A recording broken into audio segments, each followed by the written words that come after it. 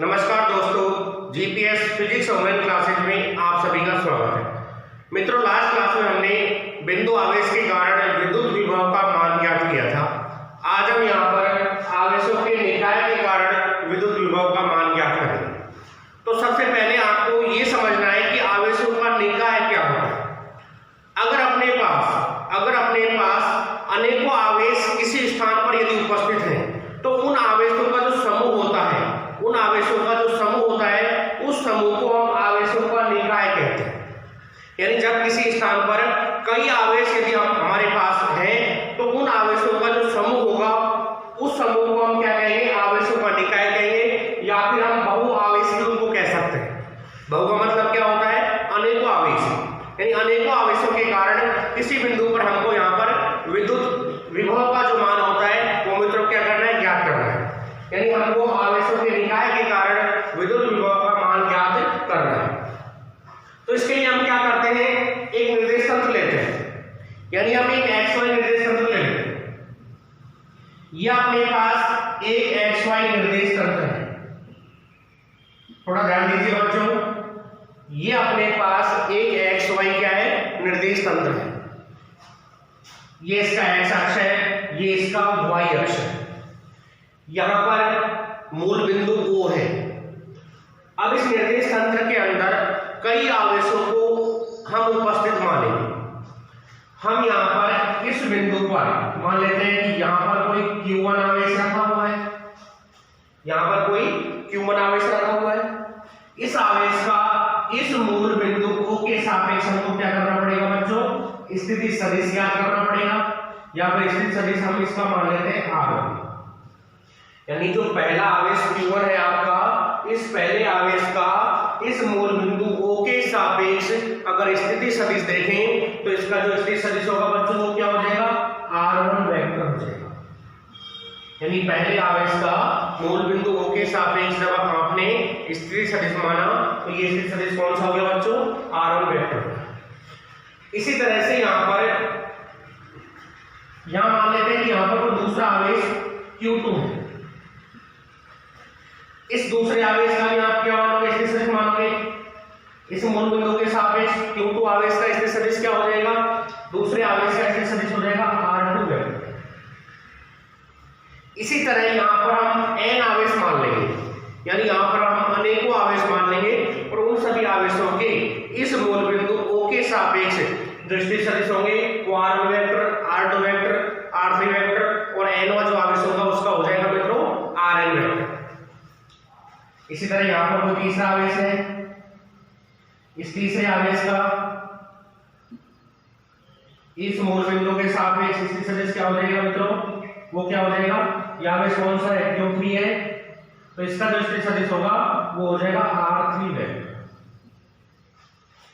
इन तीनों आवेशों के इस मूल बिंदु O के सापेक्ष जो स्थिति सदिश है वो कैसे हो गए? अलग अलग है। पहले का R1, दूसरे का R2, तीसरे का R3। इसी तरह यहाँ पर मान लो हमने n आवेश मान लिया। यह अपना Q1 आवेश है।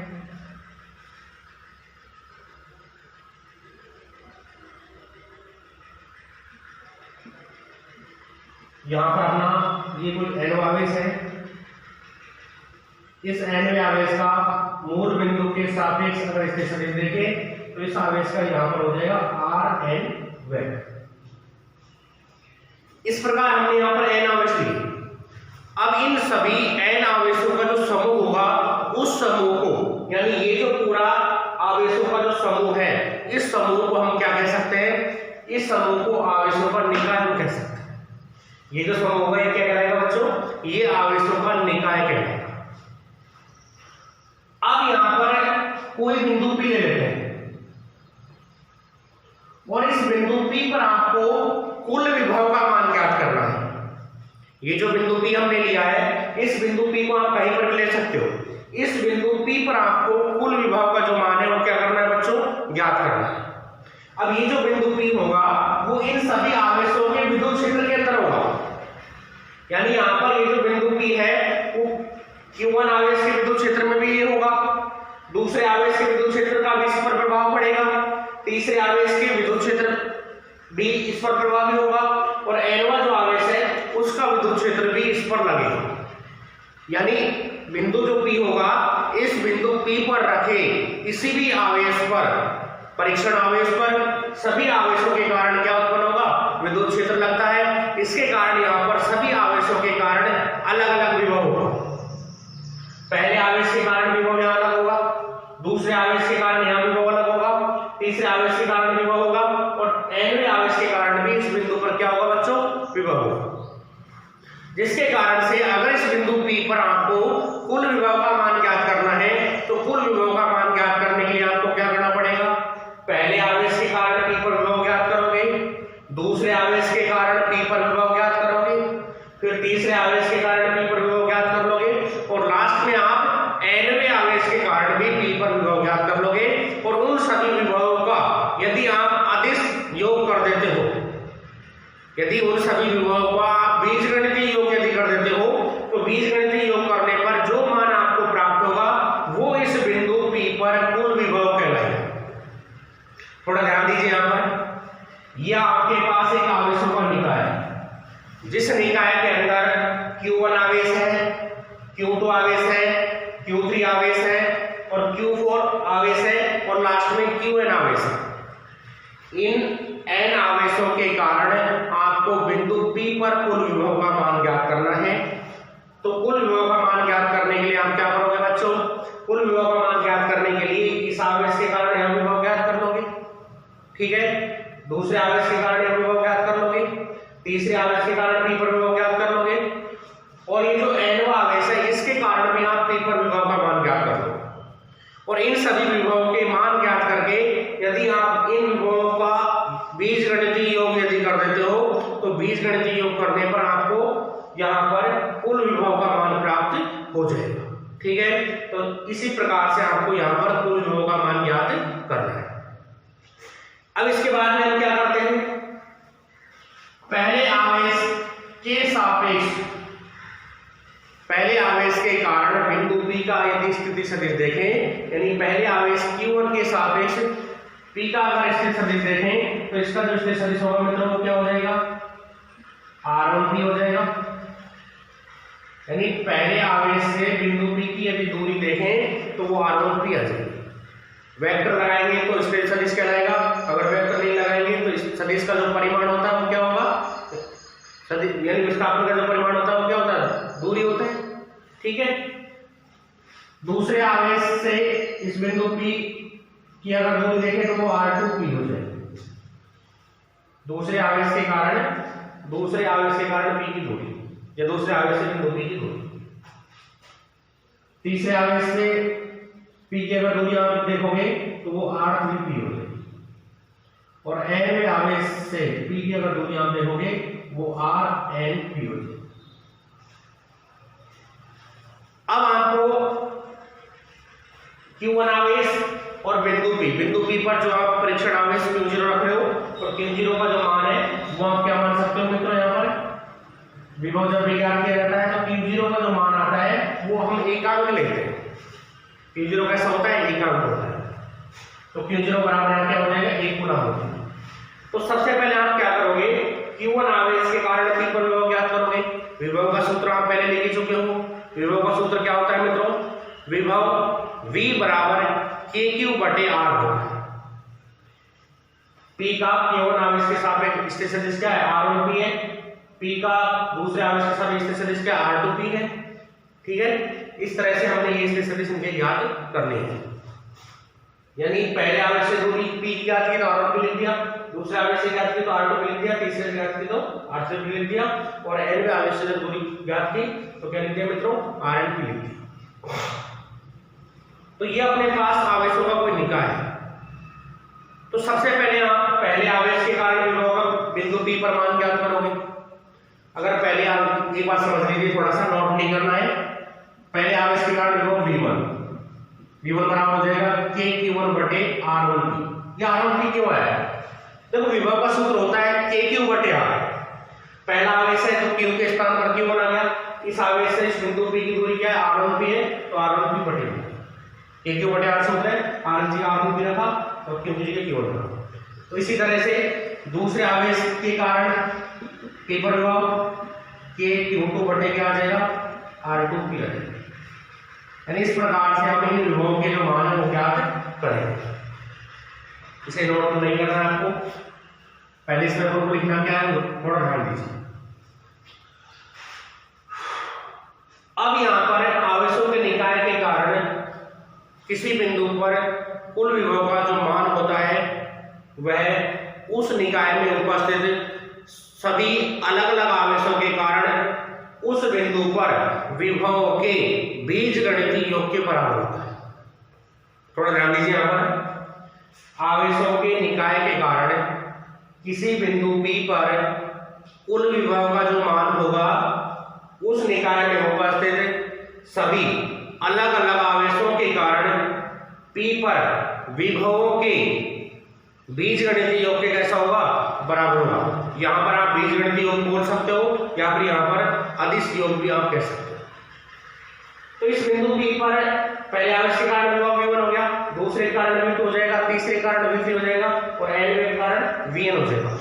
इन सबको यदि आप जोड़ देते हो तो जोड़ने पर बिंदु P पर आपको कुल विभव का मान क्या हो जाएगा मित्रों प्राप्त हो जाएगा। ठीक है, तो आप इस सूत्र को नोट कीजिए। अब हमको इसमें लिखना क्या है,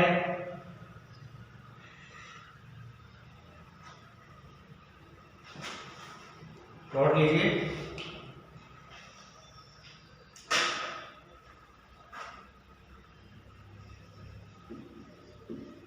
आवेशों के निकाय के कारण किसी बिंदु पर कुल विभव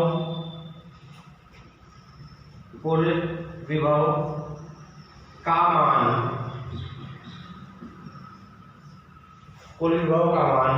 उस निकाय में उपस्थित अलग अलग आवेशों के कारण विभव के अदिश योग के बराबर होता है। उस निकाय में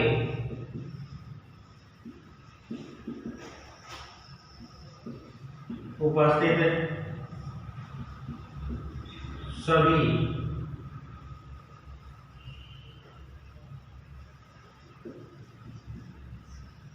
अलग अलग आवेशों के कारण विभवों के उस निकाय में उपस्थित सभी अलग अलग आवेशों के कारण विभवों के चाहे तो आप बीजगणितीय योग लिखो चाहे आप अदिश योग लिखो, बीजगणितीय यहां लिख सकते हैं अदिश, बीजगणितीय योग के बराबर होता है। यानी आवेशों के निकाय के कारण किसी बिंदु पर जो कुल विभव का मान आता है वो उस निकाय में उपस्थित सभी अलग अलग आवेशों के जो विभव होते हैं उन विभवों के बीजगणितीय योग के कैसा होता है, उन विभवों के बीजगणितीय योग के कैसा होता है मित्रों बराबर होता है।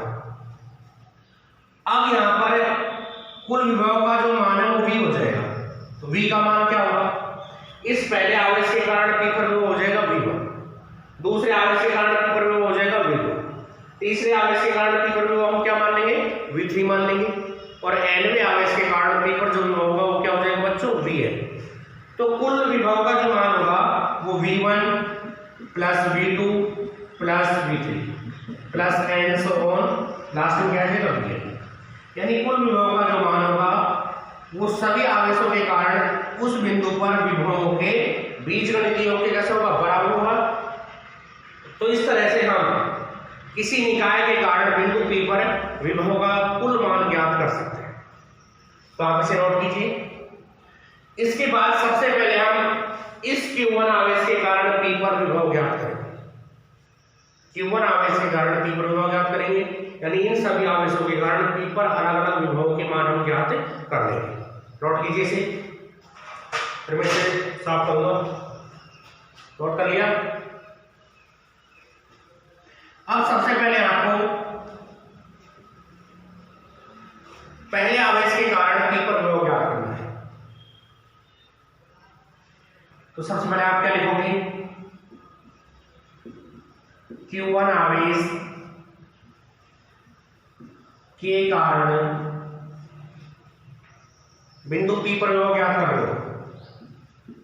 P पर विभव क्या मान लेंगे, V1 बराबर पहले आवेश के कारण P पर विभव क्या मानेंगे मित्रों, V1 मान लेंगे। और V1 बराबर किसके हो जाएगा, तो विभव का सूत्र क्या होता है, विभव का सूत्र हमने लास्ट क्लास में याद किया है, V बराबर होता है KQ बटे R, ये विभव का सूत्र है। इस आवेश के कारण यहां पर विभव आप ज्ञात कर रहे हो P पर, आपने विभव को क्या मान लिया, V1 मान लिया। V1 के ऐसा कैसा आएगा, क्योंकि स्थान पर आवेश कितना है, Q1 है, Q1 आ जाएगा। अब इस आवेश से इस बिंदु P की दूरी कितनी है, R1P है, तो यहां पर R के स्थान पर आप R1P लिखोगे। R के स्थान पर आप क्या लिखोगे बच्चों, R1P लिखोगे। तो V1 का मान हो जाएगा K Q1 बटे R1P,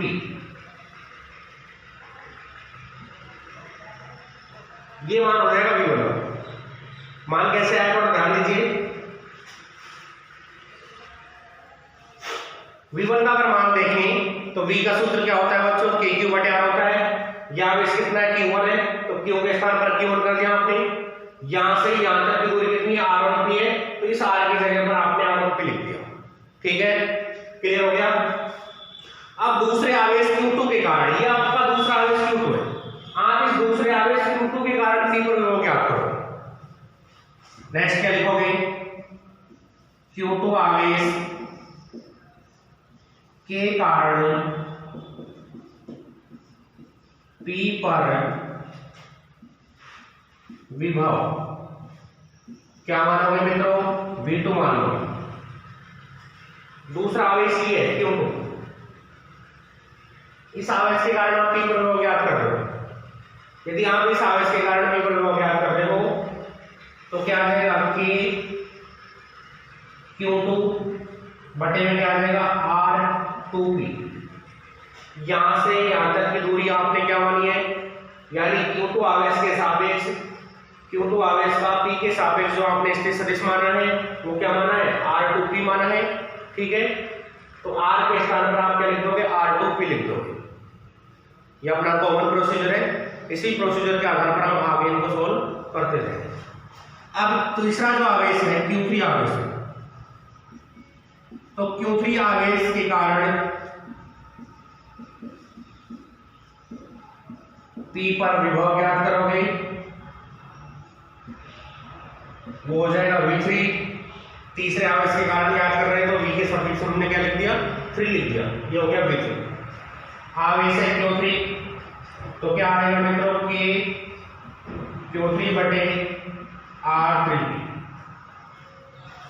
R के नीचे लिखे हुए हैं 3P, बराबर में नहीं लिखना है आपको, R के नीचे सफिक्स में लिखे हुए हैं। ठीक है, तो ये तीसरे आवेश के कारण विभव आपको प्राप्त होगा।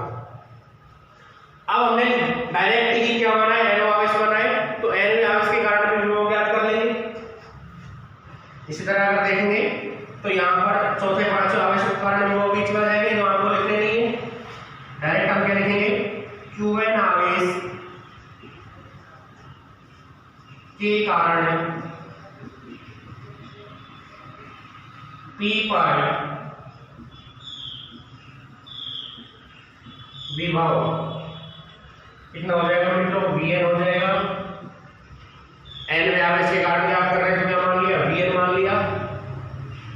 मान क्या जाएगा कि Qn बटे Rnp, K Qn बटे क्या आ जाएगा बच्चों, Rnp आ जाएगा।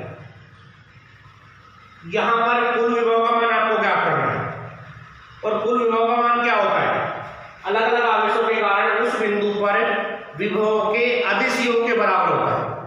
तो पहले आवेश के कारण P पर विभव आपने ज्ञात किया, दूसरे आवेश के कारण P पर विभव आपने ज्ञात किया, तीसरे आवेश के कारण P पर विभव आप ज्ञात कर चुके हो, और nवां जो आवेश है उसके कारण भी P पर विभव आप ज्ञात कर चुके हो। अब इन सभी विभवों को यदि आप जोड़ देते हो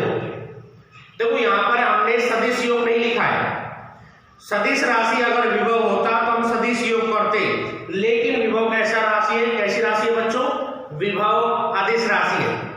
अगर अदिश राशियों को जोड़ेंगे तो उसे हम अदिश योग या फिर बीजगणितीय योग कहते हैं। अदिश राशियों को जोड़ने के लिए हम किसका उपयोग करते हैं? बीजगणितीय योग का उपयोग करते हैं, या फिर हम कह सकते हैं कि अदिश योग।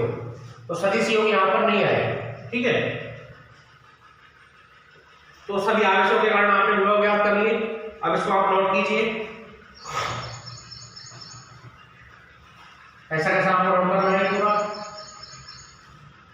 कोई परिवर्तन नहीं है इसमें, ठीक है। पी पर अगर कुल विभव देखें, पी पर कुल विभव, तो V बराबर किसके? V बराबर है V1 plus V2 plus V3 plus and so on Vn। P पर कुल विभव का अगर आप मान ज्ञात करोगे तो आपके पास V बराबर V1 plus V2 plus V3 plus and so on plus Vn, वो जो V का मान है उस समीकरण में आप इन V1 V2 और V3 सबके मान रखोगे। P पर अगर कुल विभव देखें तो V बराबर होता है V1 plus V2 plus V3 plus and so on plus में Vn। इन सभी के मान आप यहाँ कर दो तो V बराबर V1 का मान क्या है बच्चों? K Q1 बटे R1P। V2 का मान क्या है? K Q2 बटे R2P। ये V1 का मान हमने यहाँ रखा, यहाँ पर V1 का मान रख दिया, V2 का मान ये वाला मान ये रख दिया, प्लस V3 का मान क्या है? K Q3 बटे R3P plus and so on plus Vn का मान क्या है मित्रों? K Q1 बटे Rn।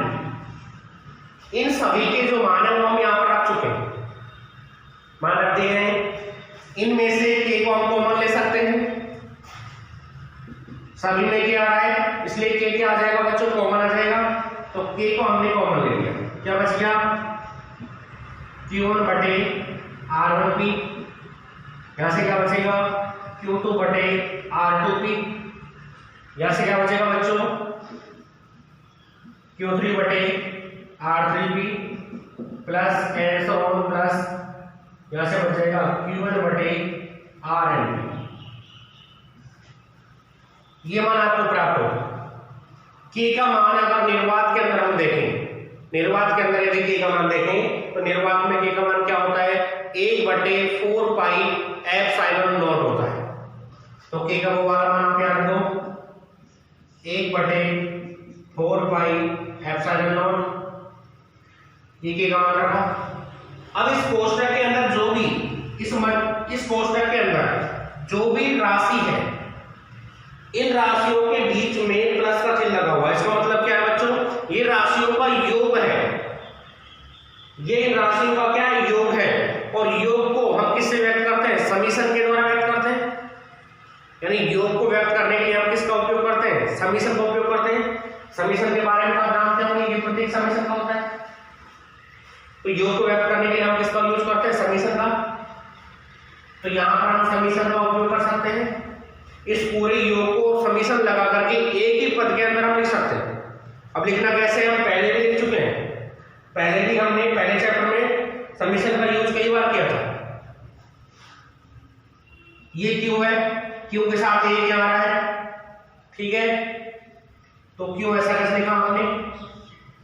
एक अगले पद में 2, उससे अगले में 3 और लास्ट में है। यानी ये जो संख्या है, ये जो नंबर है, ये क्या हो रहा है? क्यों का बदल रहा है। और जो नंबर चेंज होता है उसे हम आई मान सकते हैं। आप आई मान सकते हो, जे मान सकते हो, के मान सकते हो, कुछ भी मान सकते हो। यानी जो नंबर यहाँ पर लिखे हुए हैं उनके अलावा आप कुछ भी मान सकते हो। तो क्यों के साथ में हमने क्या लगा दिया मित्रों? आई लगा दिया। क्यों ऐसा कैसा? सब में क्यों है? क्यों का जो नंबर है वो चेंज हो रहा है, Q1 Q2 Q3, तो जो नंबर चेंज हो रहा है उसको हमने क्या मान लिया? आई मान लिया, ठीक है। आर ऐसा कैसा आएगा? आर के बाद में 1 2 3 और एंड, ये भी नंबर चेंज हो रहा है। पी सब में सेम है तो जो चेंज हो रहा है उसको नीचे भी आई मान लिया आपने। पी सेम है तो पी को सब के साथ ऐसा कैसे लिख दिया। तो v का जो मान होगा 1/4 pi epsilon not summation qi बटे ri p आ जाएगा। अब i का मान यहाँ पर कहां से कहां तक चेंज हो रहा है? i का मान 1 से लेकर नीचे आप लिख सकते हो I बराबर 1 से लेकर के I का न्यूनतम मान क्या है 1 है और मैक्सिमम मान क्या है मित्रों n है। तो n को ऊपर लिखोगे और 1 को नीचे लिखोगे। तो किसी भी आवेशों के निकाय के कारण या फिर अनेकों आवेशों के कारण किसी बिंदु पर विभव का जो मान है वो विभव का मान ये वाला मान प्राप्त होता है। V बराबर 1/4 pi epsilon not summation I की वैल्यू 1 से लेकर के n तक है और QI बटे RIP, यानी ये मान आपको यहां से प्राप्त हो जाता है। तो हमने यहां पर n आवेशों के निकाय के कारण किसी बिंदु पर विभव का मान ज्ञात किया। आपको ये ऐसा कैसा उतारना है। ठीक है मित्रों, आज के लिए इतना ही काफी है। इसके बाद में नेक्स्ट क्लास में हम विद्युत उद्योग के कारण विद्युत विभव का मान ज्ञात करेंगे। ठीक है, अगर आपको हमारी ये वीडियो पसंद आई है तो आप इसे लाइक करें। साथ में यदि अभी तक आपने हमारा चैनल सब्सक्राइब नहीं किया है तो आप इसे चैनल को सब्सक्राइब करें। धन्यवाद।